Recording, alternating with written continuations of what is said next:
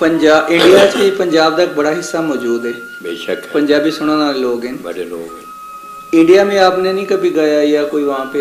नहीं, बस चांस नहीं बना। वहाँ पे एक इंडिया का वो ये जो है ना,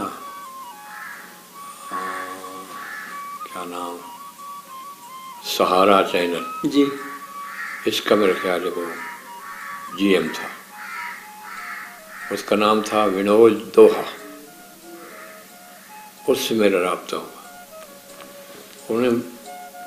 उसने बहुत कोशिश की मुझे बुलाने की वहाँ, लेकिन शोमी है किस्मत,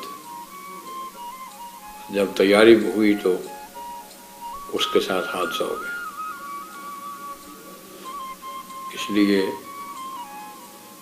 मैं नहीं जा सका। एक मालूमात है जो कि उसने मुझे, मैंने बोला यार ऐसी कौन सी बात है कि इंडिया में हमारी ज़रूरत, वो कहने लगे कि जी ज़रूरत है। और वो बड़ा अहम सवाल था। मैंने बोला यार कौन सी ऐसी बात है? वो कहने लगा पूरे इंडिया में दौड़ा नहीं है। सही, दौड़ा नहीं है, इसलिए दौड़ा जो आप कह सकते हैं वो और कोई नहीं कह सकता। इसलिए मैंने आपको ये वो इंडिया ले जाना चाहता हूँ। हाँ, ले जाना चाहता हूँ। खुदा जाने उसके साथ क्या हुआ, उसके बाद फिर राब्ता नहीं हो सका।